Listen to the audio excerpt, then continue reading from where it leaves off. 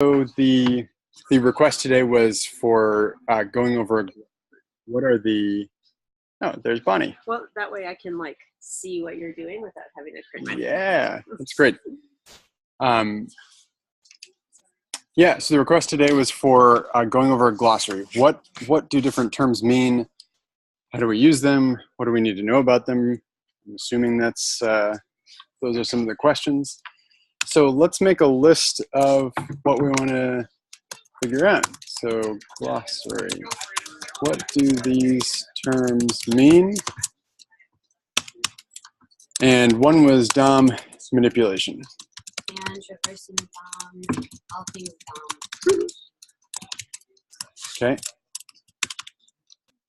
What else?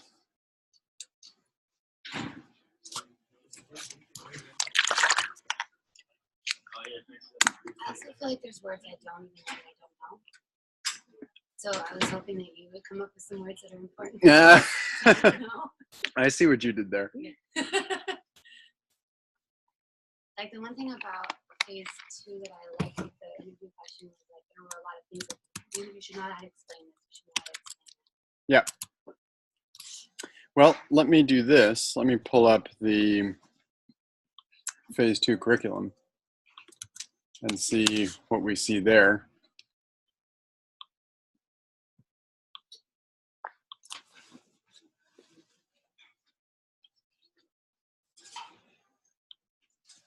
So before we mine the curriculum here, do other folks, so other than Stephanie, do folks have terms that you're curious about? Maybe you know sort of what it means, but you want to confirm it. Don't be shy. API. Okay. What else?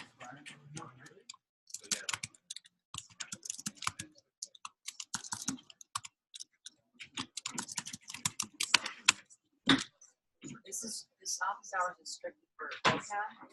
Doesn't have to be. So we'll do, we can do a glossary and we can do something else too.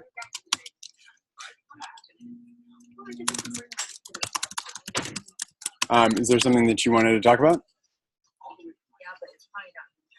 I was going to talk about that, but it's kind of, I don't know. It's totally relevant. Yeah. Fetch and Ajax. Yeah. Okay. So looking at the curriculum, tell me if you notice anything here that you don't feel comfortable on. So how to do things with the shell, what the shell is, the terminal, Git, there are all the different Git commands, asynchronous. Who's raise your hand if you're pretty confident you know what asynchronous JavaScript is and you feel comfortable talking about it. Okay. Stephanie, do you want to give a... Well, I have a metaphor for it. So comparing it to synchronous, like synchronous is like going into a restaurant and having one waiter for the whole restaurant, and that waiter can only do one thing at a time. But if you take your order, go to the kitchen, stand there and wait for the kitchen to cook your order, and then bring your order back. And if you want to drink on the way, if you want to add to it, it's not going to happen. It's only one thing at a time. And async is having more waiters who can do more than one thing. So a waiter can come and they'll go to the kitchen, but they can leave the kitchen because they promise they'll be back. They're going to have a call back into the kitchen and they can come and take your drink order and maybe get your drink and then go get another order. And it still all works in a singular line, but it is able to look like you're able to do more things at one time by making promises and callbacks. Oh, I love the metaphor. I want to try tweaking it and see what you think and see what Bonnie thinks about this. So JavaScript runs on something called the event loop. And this is, you can think of it as, this is kind of this ongoing stream of events and things that it's doing. Normal synchronous code just runs like start to finish, top to bottom, you just do the thing. Asynchronous code has the effect of putting something to do on the queue for the event loop. It's like, do this at some point. And the thing is that in JavaScript, there are certain things where you can specify, do this asynchronous thing whenever you can, but don't wait to execute the rest of the code to do it. And that's where we encounter async JavaScript. And I think the metaphor, like maybe a little bit more accurate metaphor, would be you have a kitchen with just one cook. Tell me if you think this is right. If you have a kitchen with just one cook, but instead of the cook getting in orders and saying, okay, I'm going to make a plate of pasta, and starting to make the plate of pasta and just waiting around and hanging out and getting all the way to the end of that plate of pasta before they do something else, that cook knows how to take an order for a plate of pasta and get started on that, but maybe there's a period of time where they don't need to be working on the pasta, and then they can start working on a sandwich.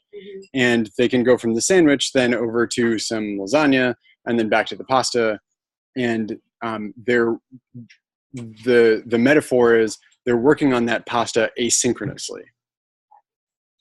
Yeah, no, I love that metaphor. So like when, exactly, like if it was synchronous, he would like put the spaghetti in the pot and like wait for the pot to boil. And while he was waiting for the pot to boil, like he was like glued to that spot and could not do anything else, right? But then if it's asynchronous, he like puts oh man, I'm like my little brother. He puts the spaghetti on, waits for the pot to boil, and like sets a timer, right? And is like, okay, when the phone in my pocket buzzes, I know I need to go back to the pasta, but in the meantime, I can go off and do other things. Yeah. Yeah, Jess. Okay, I like to go through that metaphor so I can understand it. Yeah. That's how I saw it. So, synchronous is doing one thing at a time. So, like, okay, it's the same metaphor, but this is what I thought of. Please. When you're watching a cooking show, when you're trying to cook, and asynchronous is on the cooking show. You know, they act like they're making something raw and they pull it out done. And it's like all they do it in like 30 minutes. They cook the entire like home course meal, whereas when you're doing it at home, kind of only like, you know, you don't have stuff like waiting already. Oh, like interesting. Baking the cake, and you can't say in 5 minutes. And cake, so you can, yeah.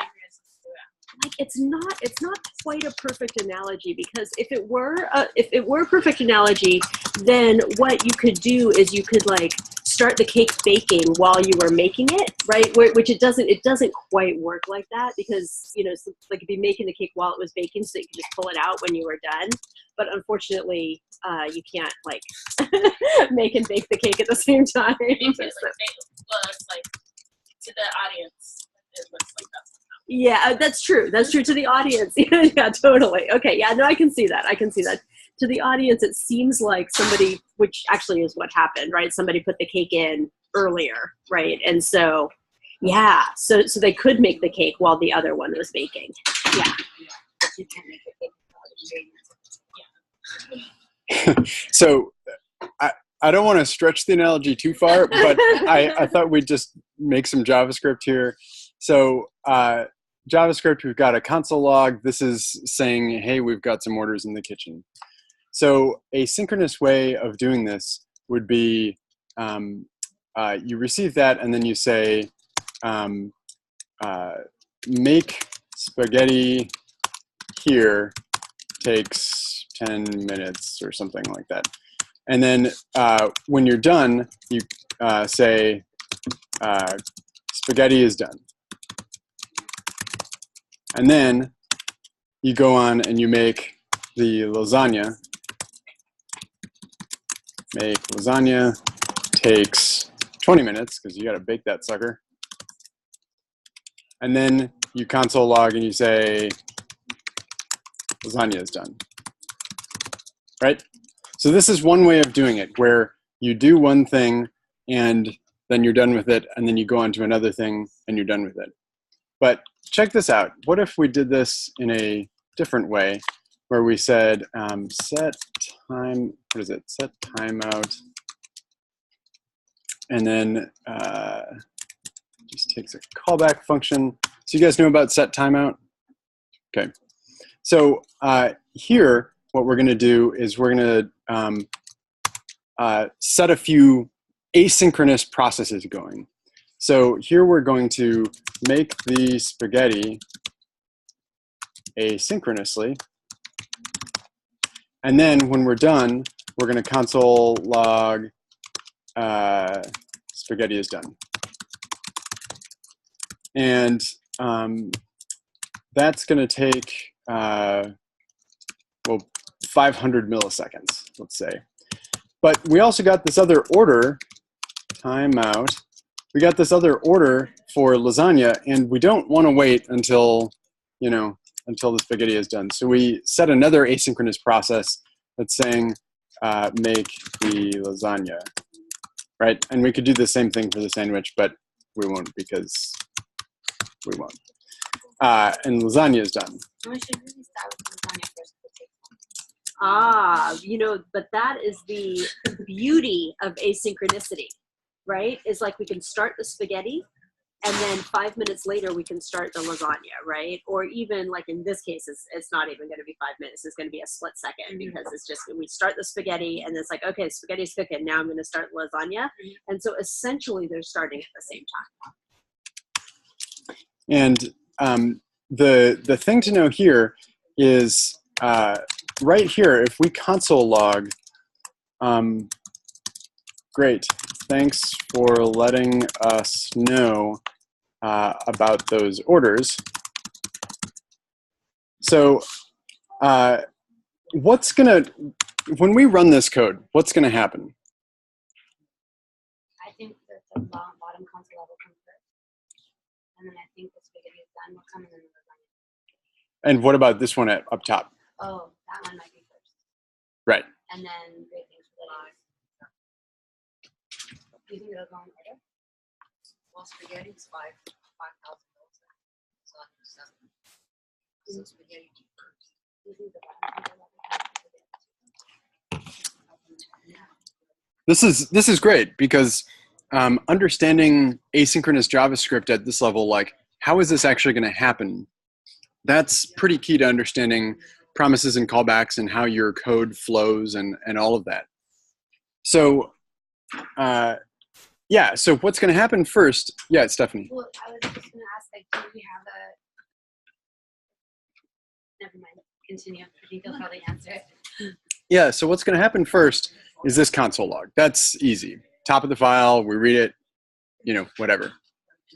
This set timeout, remember this is an asynchronous function. So like, when you're doing read file, you have read file and read file sync. Read file sync executes synchronously and doesn't go on to the next step of your code until the reading is all done. So if you tried to read a 20 megabyte file, it'd take, 10 seconds or something like that before you go on to the next thing. But this is asynchronous. So we're going to get this console log, and then this process is going to start, right? It's going to start something in motion that's, making this spaghetti. And then after 5 seconds, it's going to say, run this function, which includes spaghetti is done. But immediately, like just almost in the same moment, right after that gets started in motion, this also gets started in motion. So it's kind of like turning on the oven and then going over to the stove and filling it up with water so you can make the pasta. It's just like one right after the other, neither of which is done necessarily right away. But before either of these things is console logged, this console log is going to come next, which is great. Thanks for your order. Thanks for telling us the order. We'll get on that right away. And then at some point, the spaghetti is going to be done and the lasagna is going to be done. And this is kind of the key of async is this is why we need callback functions like this or promises, because we want to be able to do something when the spaghetti is done. We want to be able to do something when the lasagna is done, but our code has already blown past them and it's already down here, right? So the way that we tell JavaScript to do something when an asynchronous process is done, meaning a process that's kind of gotten started, independent of the flow of code here, is we give it a callback and we say, run this thing when you're done, right? And so now, just because we've talked about it, and I'm sure we're all dying to see this, we're gonna on the edge of my seat. node. Oh, let's see. C 10, 10, 10, 2, 10, 10. Yeah. Node and async. So we just received an order for spaghetti, lasagna, and a sandwich. Great. Thanks for letting us know about those orders. Oh, spaghetti's done. Lasagna's done. What if, is there a situation where we ever want to be in control of what comes back first? Like if we're running async, like there's times where like something will come back, but maybe we want it to not come back until something else comes back first. Yeah, so it's not exactly that you don't want the other thing to come back. Like if you do two database queries and for some reason you want to kind of synchronize what happens afterwards, it's not that you don't want the database query to finish until then. It's more like you want to wait until the different things that you've started all finish and then do something, right? So it's like, I mean, I interpreted her question differently. Okay. I interpreted her question as like when you want to do things synchronously, like you can't start the lasagna until the spaghetti is done. Was that your question, or was it more? Or just like I mean, in the theory of this analogy, like that. What if we want the lasagna to be done before the spaghetti is done? Like, is that a situation where we'd ever have to worry about? I've played around with the console apps and with async and all the little tutorials and stuff, and sometimes you're like, okay, but what if I want that to come back first? But it's just like a theory of like, what if I want that to come back first? Am I ever going to need to be worried about that? see, I don't think so in the way that you're talking about it, but there's something that you're pointing to, I think, and tell me if this is right, which is in a normal restaurant, what would probably happen is not the spaghetti being done and then we bring the spaghetti out, and then a little bit later the lasagna is done and then we bring the lasagna out to the same table, right? What you would usually do is wait until both things are done before doing another thing, which is bring the stuff out to the table. And in that case, I mean, the thing that seems most relevant to me about that is with promises, you can, let's find the MDN. Yeah, so with promises, there's a way to wait on multiple promises, and you're waiting until they've all finished before you do something next. And then that's promise all. Yeah. Promise all. That makes sense. Yeah, right. So you use this method, promise.all, you give it an array.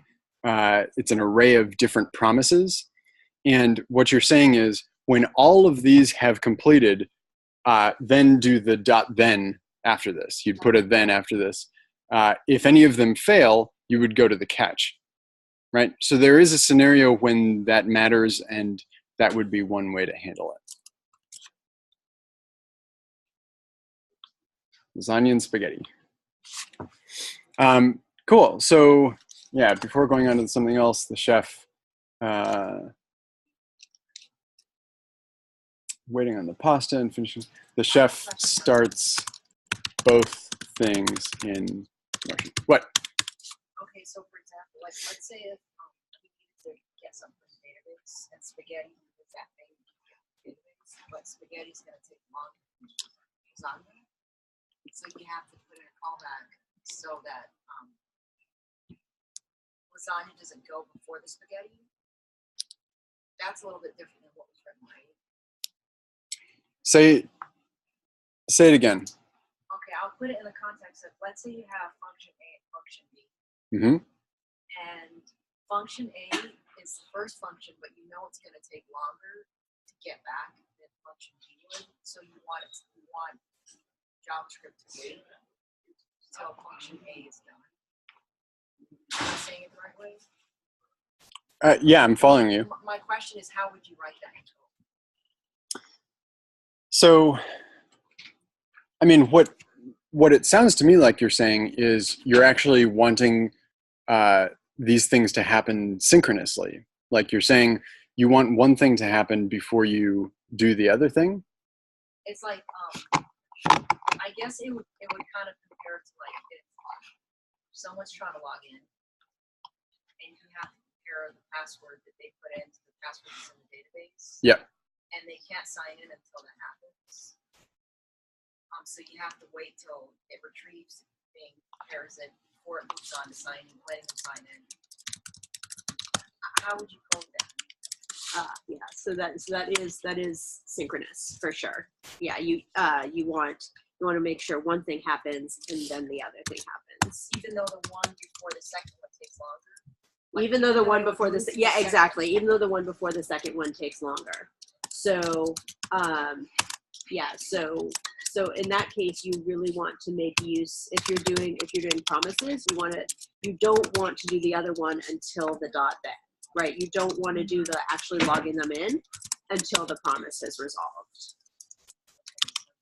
Or if you're doing callbacks, you just put the login part in the callback. So and if you have to wait until the whole thing is done, and then as part of the callback, that because it can't start the callback until it's finished with the query in this case. And the way you guys do the after the .then. After the .then, if you're doing promises, yeah.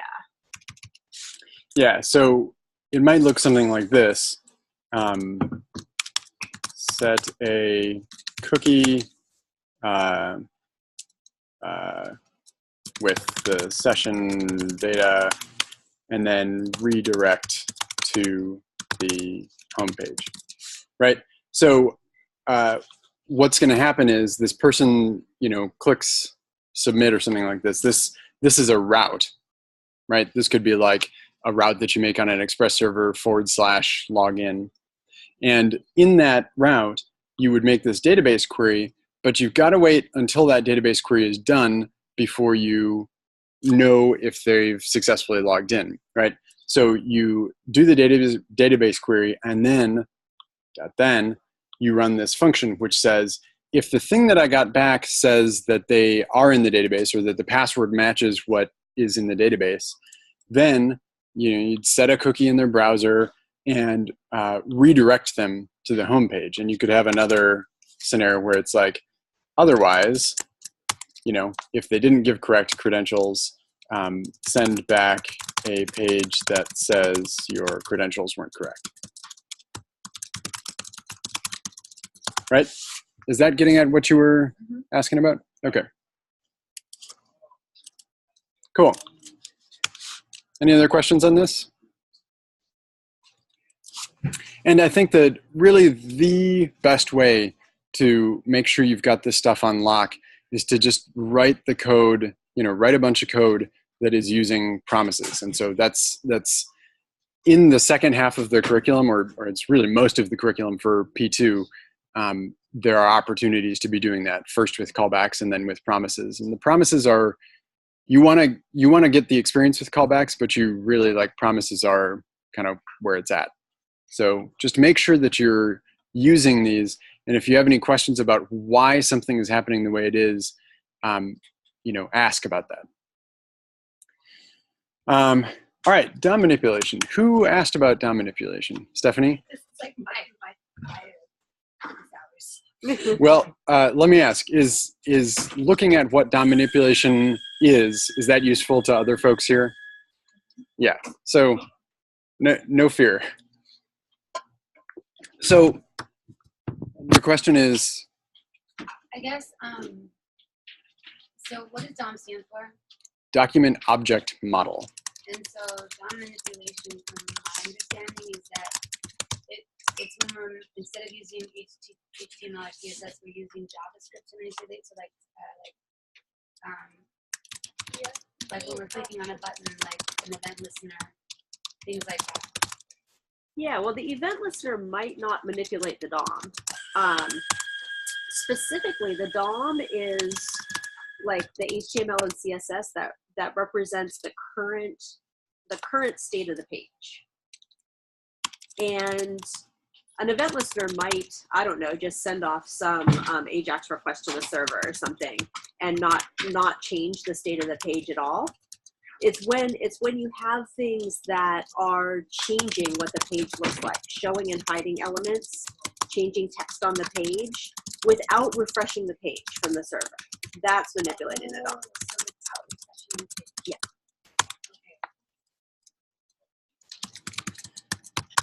You know, I was thinking of this before before we started, and there's this really important difference that keeps coming up, like, you know, in P2-ish time, you know, in like software developer learning, which is this distinction between like some code and the code being parsed. So we've talked about body parser, and body parser does this job in an Express server where it takes what is really just a string of text that looks to us like JSON, and it actually turns it into a JavaScript object that you can interact with as such, right? We're clear on that. There's a similar thing that happens with the document object model, with the DOM, which is we think of web pages as HTML, CSS, JavaScript. But in actuality, for a browser, a web page is the DOM, right? So a browser, when it's showing you a web page, it takes all of that text, because HTML, CSS, JavaScript, it's all just text. It takes that text and it parses it. And it parses it into a, I mean, it's really like a tree. You know, internally it's represented as this tree of information. So there's, you know, different nodes, you can have this thing within that thing, you know, all of that. But it's this internal representation of that web page. And when we talk about DOM manipulation, we're talking about actually changing things about that model. You're not actually changing the HTML text, but you're changing the internal representation of the web page.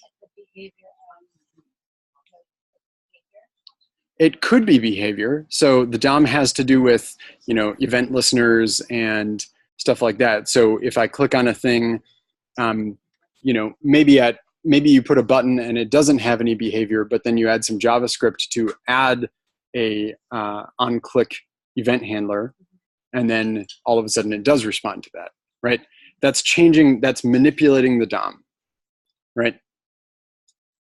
And I don't remember off the top of my head what all these functions are.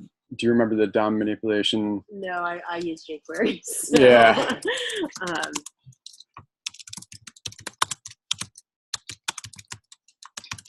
Yeah, so the reason I'm searching for JavaScript vanilla DOM manipulation is because most developers now, in most contexts, are going to be using some sort of library to interact with the DOM, because the interface that the browser provides for the DOM natively is pretty clunky.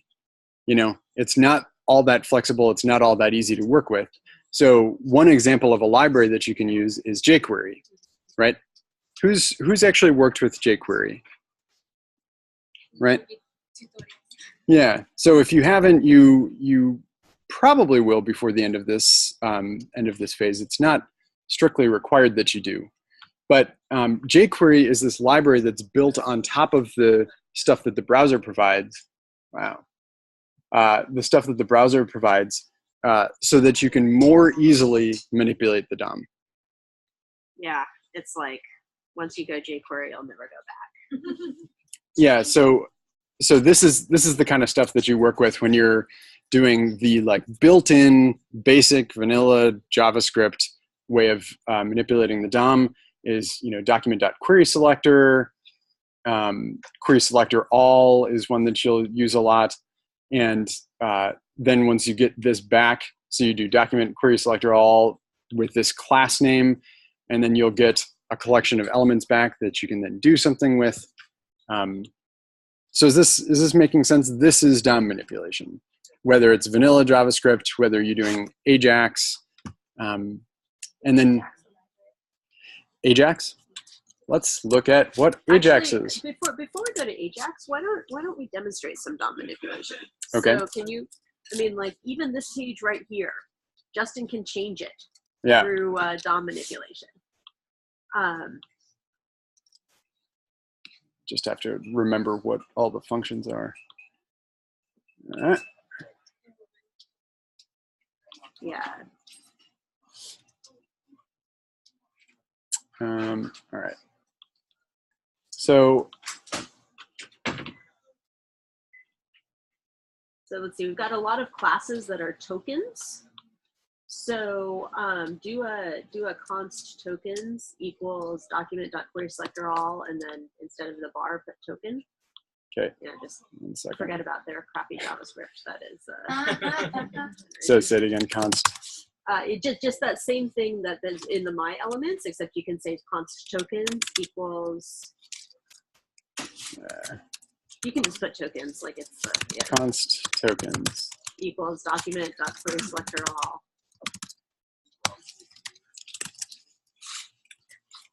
And then quote dot token.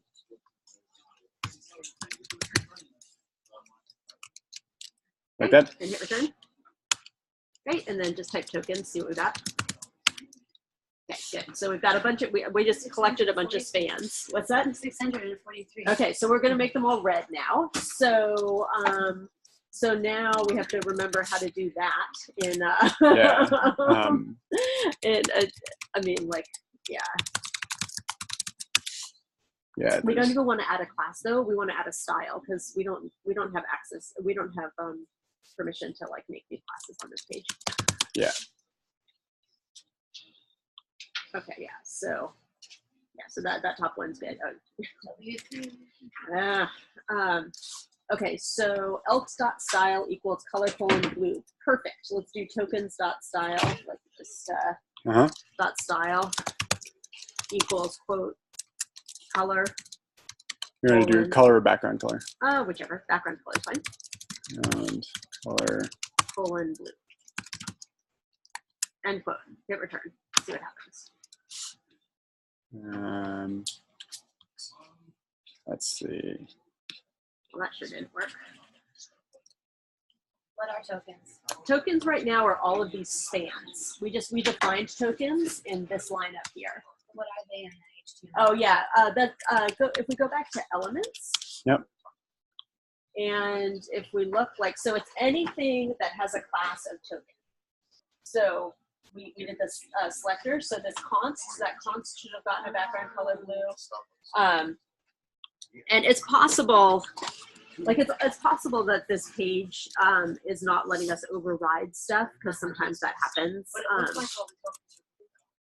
Well, I wonder if we have to do a for each on this. Oh, tokens. perhaps. Because it's an array. It is. And you could do it in jQuery. Yeah, so for each, and then take an element, and we do element dot style equals background color blue,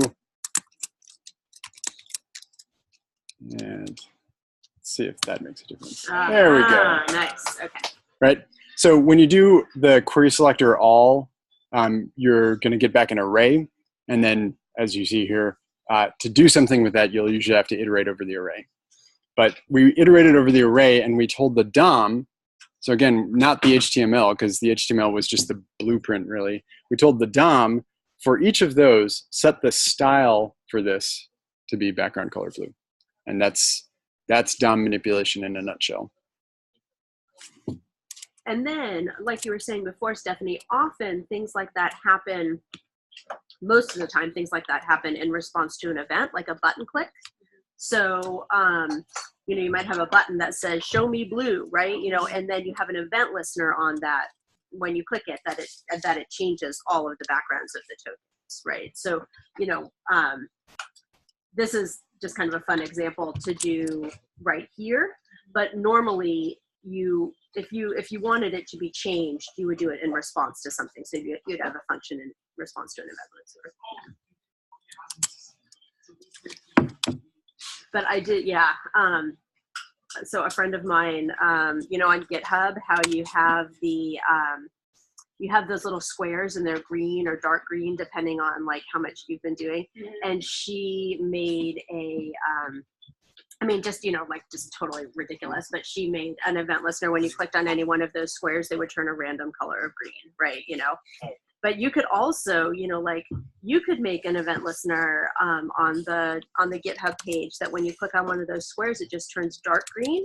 and then you can click on all of them, or in fact, you can just turn them all dark green. You don't even have to do a click. And then, take a screenshot and send it to your potential employer and show them how much GitHub you've done. I'm gonna ask them about that. You're gonna go to your page and see your gosh, shit. Exactly. Yeah, and then they, then you're a liar and also, haven't done a lot of coding. So it's a perfect candidate for the job. So good on that. Yes. Question? Yeah. Could you use that for like a note or a challenge? So, say more about that. Like if you don't want to use a class or an ID, is there any other way to select something? Yeah, sure. You could any CSS selector you can use. So any way you can select something with CSS. So ID is very common. Because it uniquely identifies something on the page. But yeah, and any CSS selector, including I only want the tokens that are within, this ID or this other class or whatever. Anything you can do with CSS. Yeah, and you could also do this. Yeah, like all the spans. So you can do any of those CSS selectors. So the actual element name or the class or the ID, right? So we could do something like this, and then we could do for each, and we could set all of the background colors of all the spans to be something, right? Regardless of the class. Cool. So traversing the DOM, that's, I don't know. I'll give my definition. I'd be curious what you would say, but it's really kind of a similar thing. Traversing the DOM is just like, can you get to different elements on the page skillfully and efficiently, right? So traversing the DOM would be like, you are able to select all of the buttons and turn them this, or you're able to traverse the DOM to the second header of the first paragraph and, make that green, right? You're traversing it. You're going from the document down to a particular element or a collection of elements. Yeah, I would say the same thing, except to make it green, that's DOM manipulation. Traversing the DOM is just finding the elements. Should other DOM attached words, DOM, insert here, things that we should know? It's almost always DOM manipulation. Yeah. Yeah, and when you, just to kind of tease you with this, when you get into working with React, React is so interesting in the way that it works, because one of the insights that the React developers had was manipulating the DOM directly is very expensive. When we say expensive, we mean usually time. Like it takes a lot of time and processing power to do that. And so if you're constantly trying to do that, your page can get kind of laggy. So the insight that the React developers had is, why don't we have something called a virtual DOM, which is we create ourselves, it's our own thing, and we'll manipulate that, and we know we can do that really quickly. And then when it's time to update the web page, maybe we got some results back from a query that we made, and now we're going to show it on the page. We update the virtual DOM, and then we just do a diff with the actual DOM. Diff meaning we look at what the differences are. Mm-hmm. And so you might find that you've updated that virtual DOM, but only a couple things have changed. Mm-hmm. And so then instead of rewriting the whole DOM or doing some other very expensive procedure, you're just updating those one or two little things that have changed, and you save a ton of time in doing so. So that's one of the ways that the DOM is relevant in all of this. Cool. So moving on, Ajax. Who wants to take a stab at Ajax? What the definition is? So Ajax is getting data and updating just a portion of a web of the page instead of refreshing the page. Uh-huh. So yeah, so I would say it's more the first part of what you're saying is It stands for asynchronous JavaScript and XML. And it's kind of a funny name because we use AJAX to mean a lot of things now that don't have anything to do with XML. Like, for instance, you'll make AJAX requests, but instead of XML, you'll be doing it in JSON, right? You'll send JSON, you'll receive JSON.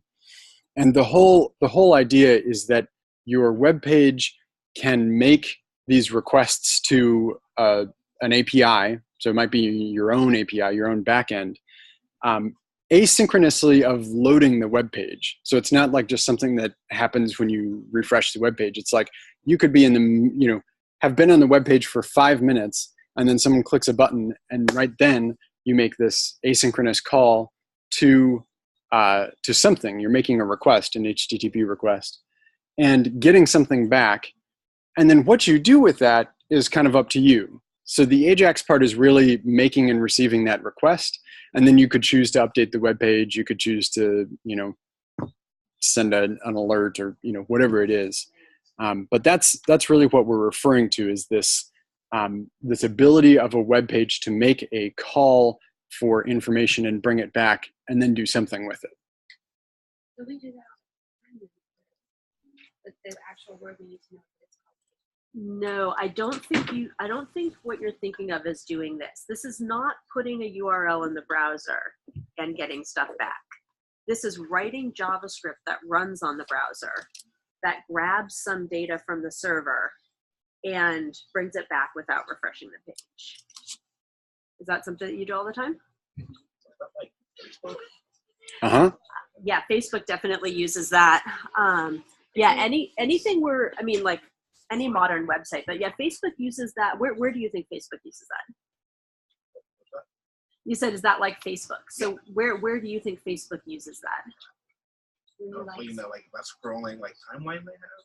Yeah, definitely. So it uses AJAX to like refresh your page without you even doing anything. It uses timeouts for that, yeah. Or when you click like, exactly. When you click like, it does not refresh the entire page. It sends a note to the server, records in the database that you liked it, and then the callback says, turn that thumbs up blue, or whatever it turns, right? Yeah, perfect example.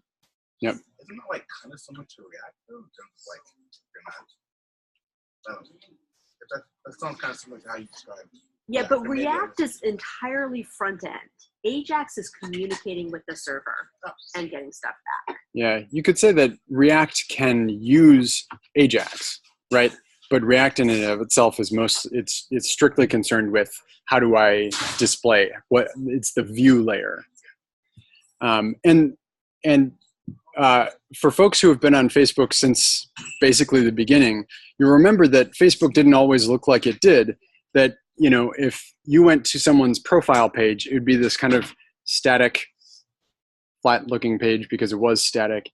And if your friend posted something on their wall, and it was called a wall then, if your friend posted something on their wall and you wanted to see it, you had to refresh the page, right? So the AJAX part of it is the web page itself knows to go to the server, check if anything is updated, and not have to refresh the page. You don't have to reload all the images and everything like that.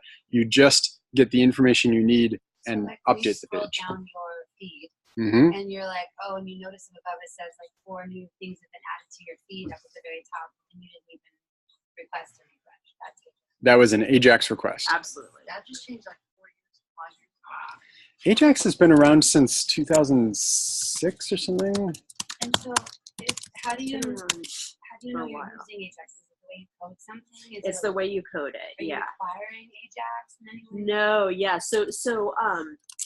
So you make an AJAX call using JavaScript, but this is browser-side JavaScript, right? So on the browser page, somebody clicks a button, say, or there's something, and something triggers it, and then you use and again, I only know how to do this with jQuery, so you'd have to look it up. But in jQuery, you do $.get if you want to go to the get route, $.post if you want to go to the post route, $.whatever, and then you give it the route. You optionally give it some data. you know, in the form of an object. So, you know, like ID equal, you know, ID colon 4 or whatever data you want to give it. And then you give it a callback. And it's like, once you get that data, then this is what I want you to do. And often that will involve DOM manipulation. So you kind of just been doing that with writing routes and stuff like that. Well, that is on the server. This is on the client. Yeah, so. And I'm glad that we're talking about this, because this understanding the different roles of the server and client here is critical. And in terms of getting into P3, critical that you get this. So it's because I keep forgetting, like, wait, am I the server? Am I all Campbell? Yeah, right. No, totally. You are both. And in some ways, you guys are lucky because you don't need to learn JavaScript in order to code for the browser. But you know, where I taught before, we did Python on the server and JavaScript on the browser. So it was very clear when you were on the server and when you were on the browser, right? Mm-hmm. Whereas here it's like JavaScript everywhere. So, but yeah, no, this is going to be on the browser. And so the browser, so the browser might have a callback for an event listener, and it says, when somebody clicks this button, I want you to run this $.get. And then the browser is going to go to the server. It's going to hit the get route for API contacts, give it the data ID 4, and then it's going to wait until the data comes back. Once the data comes back, then it'll, in this case, console log the data, or more realistically, it'll update the DOM. Yeah. So routes and Ajax are very similar, but one is working on the browser and one is working on the server. And Ajax needs a route to hit. Yeah. So Ajax can't, it needs somewhere on your server to hit. Only in very, very special cases can it go somewhere other than your server, but usually in that case, you're going to get a cross-origin error, meaning like your browser, like only the server that served this page. That's the only place you can go for Ajax. It's for security reasons. So go to the server that served this page, find API contacts, give it this data, and then when it comes back, I want to do something with the data. And the asynchronous is, I could fire off like 4 of these, right? I could be like, I want to know this about this ID, and I want to get this image, and I want to know, you know, and I want to record that the user hit this page so that I can track them and do really evil advertising things for them, right? And you can fire all 3 of them off at the same time, and that's the asynchronous part. And then when they come back, it'll do the callback. You don't have to wait for the first one to come back before firing off the second one. Asynchronicity actually makes a lot of sense in the browser. On Node, I think we spend most of our time fighting asynchronicity. But. So jQuery is one way to do Ajax, and down the road that you might be using that, or you might be using something else. The browser, as of sometime, like, it's not super recent, but sort of recently, has this fetch function.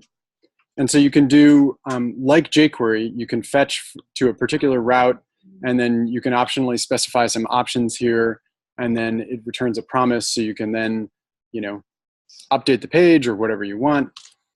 And then there's also XML HTTP request. Yeah, that's the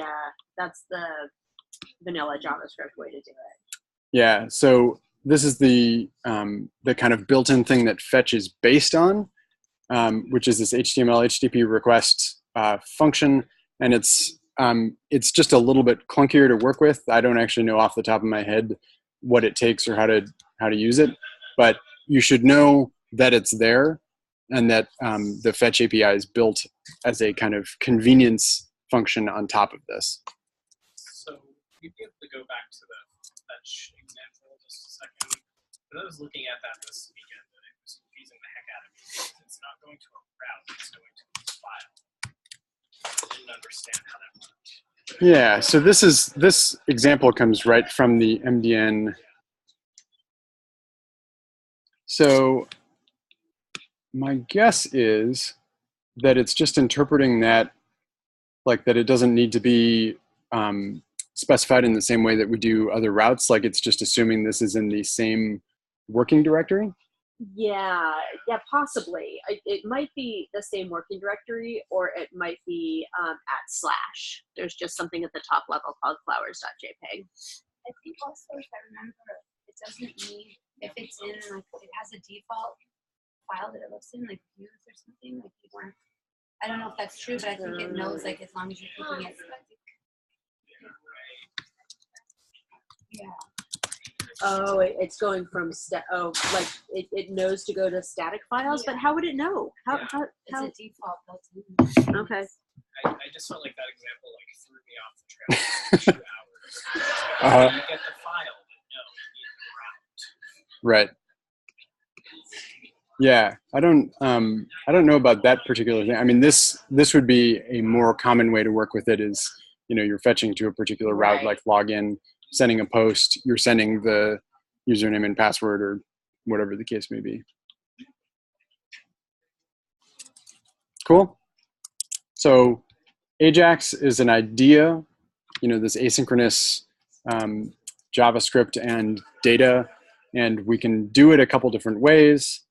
I'll just put a tag in here, XML HTTP request.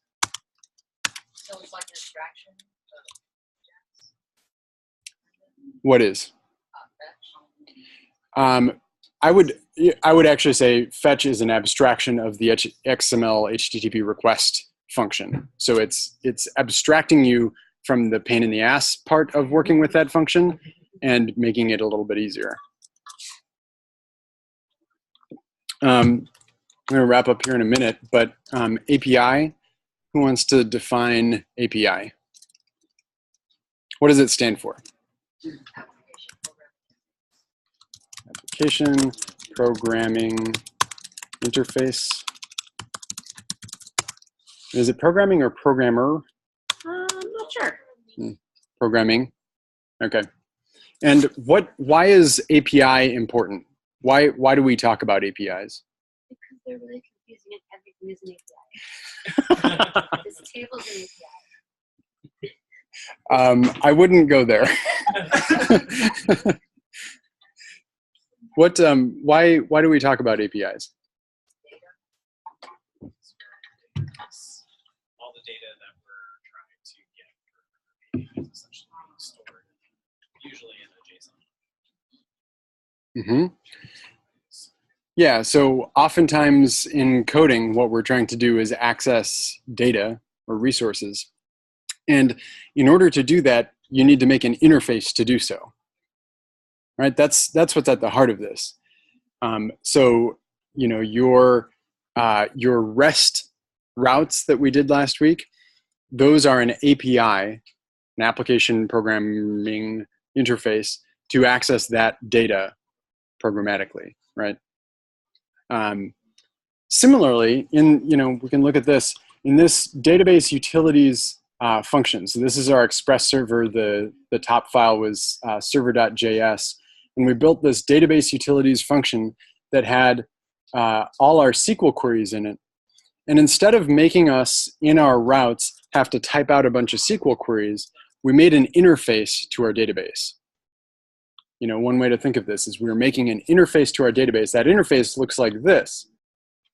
We have 6 functions that we make available to the rest of our code as an interface to our database so that you can be abstracted from the nitty-gritty details of the database when all you want to do is get contacts. So the module that exports is our API? Yeah, you can think of it that way. In this particular case, you can think of it like we are exposing an API to the rest of our code, And which the is API only has access to these functions. the API is these functions, The API is right? Does that make sense what I'm saying? That the whole reason we wrote a separate database utilities file is so that we could kind of compartmentalize all the database stuff into one place and then make some easy to use functions to access it, right? And those easy to use functions, those are an API. They're an interface to the database. Stephanie, it is confusing though, because you hear API, you're like, oh yeah, the Twitter API or the Facebook API, and that's the most common way that you hear it. And that is kind of a third-party web API where you can go to some sort of third party and get information from them. And there's a very specific interface there. This is what you do if you want to post a tweet. This is what you want to do if you want to retrieve somebody's feed, right? Or somebody call it Twitter. Do they allow us access to their API because they're like saying, hey, we've already written these functions to do certain things, so go ahead and borrow it? Yeah, Twitter allows you access to their API because Twitter's mission in life is to promote Twitter, right? And if you can get people programming with Twitter in their own applications, that's going to be more exposure for Twitter. How? What do you mean? How would it be more exposure for Twitter if I was like? Oh, let's say I go to Stephanie's website. And like at the bottom, there is a little link that says tweet this page, right? And then you can click on that link, and you as the programmer have, when somebody clicks on that link, have made it so that you use the Twitter API to actually make a tweet on the page. Okay. Yeah. Yeah. So using their APIs is basically like anytime. Okay.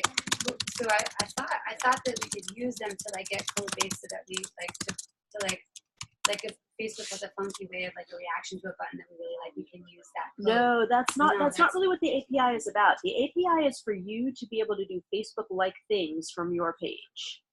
But only like basically connecting Facebook to my page.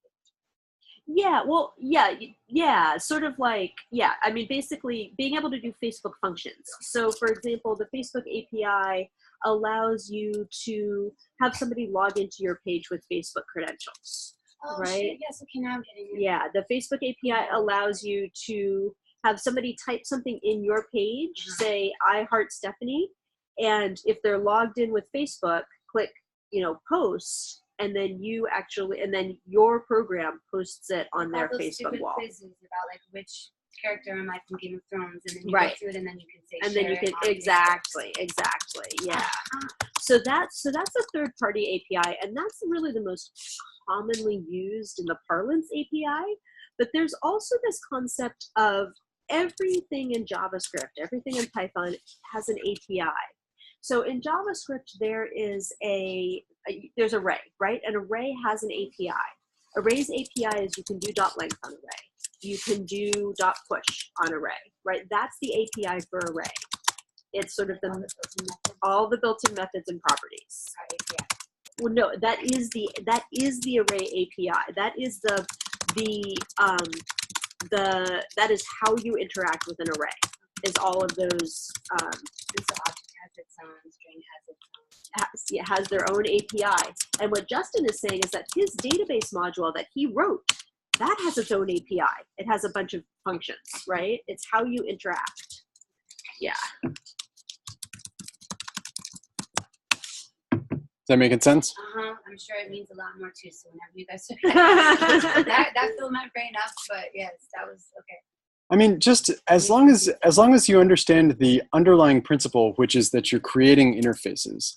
I mean, that's so much of what coding is creating interfaces for different things. And when you're modularizing your code, meaning breaking it out into little chunks, you're going to be creating interfaces for your other code, right?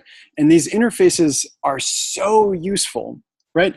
It would have been a huge bummer if in our API.js file, we had to, instead of this get all contacts function, we had to go here and do db.1 and then type in some SQL here and some parameters, and we'd have to know everything about the database and are we connected and all of that in every single file. Mm-hmm. We don't want to have to do that. Instead, we want to have an interface for the database that's easy to use. And so that's why we make APIs in our own code.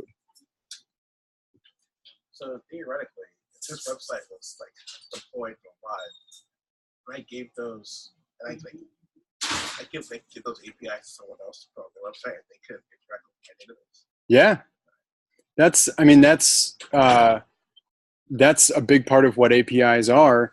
Is, you know, GitHub has a GitHub API, and they wrote up a bunch of web pages for how to access it. And so you could make an API, you could make a server that accesses some data, and you could put up a web page for people that says, here's how you access it. You go to this route for this, you make a post request to this, you whatever, and then people could access it.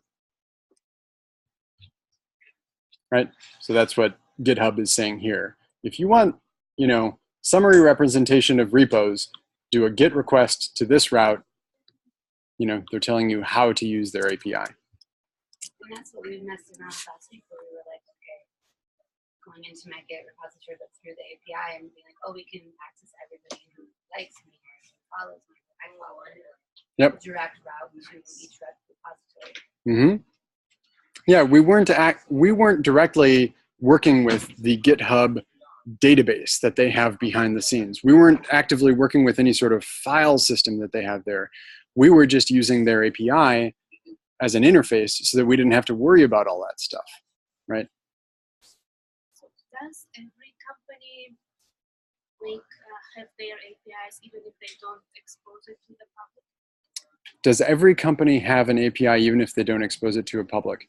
Not necessarily. I mean, there are probably plenty of companies that have their own internal code, which you can think of as having these like internal APIs to itself. But in terms of like a public facing API, a lot of companies do. So I'm sure, you know, Google Maps does, and Google Calendar does, and GitHub and Twitter and Facebook and all of these have APIs because they want people to be able to use their services. But, you know, there could be other companies that don't need or want to provide access to their information, right? Can I answer that question in a different way? Sure. So I want you to think about like just three basic kinds of APIs. One is this RESTful web API, which is what people usually think of when they're talking about APIs, where you go to certain routes and you get stuff back, right? Or, you know, or things happen, right? That's a RESTful web API. Then there are JavaScript APIs, where like the Google Maps API is a JavaScript API, where you actually load some JavaScript on your page, and then it gives you JavaScript objects that you can work with and make a new map and, you know, whatever, right? And then there are just sort of standard run-of-the-mill programming APIs, right? And that is more like the array API that I was talking about, and Justin's database.js file. Every company who's doing any programming has programming APIs. But they may or may not have RESTful web or JavaScript APIs. Say that again. Any company who's doing any programming has programming APIs. Because of course they're using like the .length and all these methods. Well, right? they're using those, but they're making their own, like Justin's database.js file. APIs that our databases that we create are our APIs. Yeah. APIs. Yeah. JavaScript is like the built-in functions and methods on the objects. And RESTful web API is. No. The JavaScript API, actually, what I'm talking about is where you can load some JavaScript on your page from an external source, and then you have objects that you can use. So like that's how you put a Google Map on your. So let's say JavaScript web API instead. So you load JavaScript from an external source, and that puts a bunch of objects in your namespace. And then you can, and then you can say, I want a new map, the same way you would, make a new date object or whatever. I want a new map object, and then you can do all sorts of things with that. Okay. So that's a JavaScript web API. But then, yeah, if you just want to say the JavaScript API is things like how you use an array, how you use an object, how you use promises. Yeah, and unless people have more questions, that's probably enough for today. Yeah, definitely. Gone overdrive.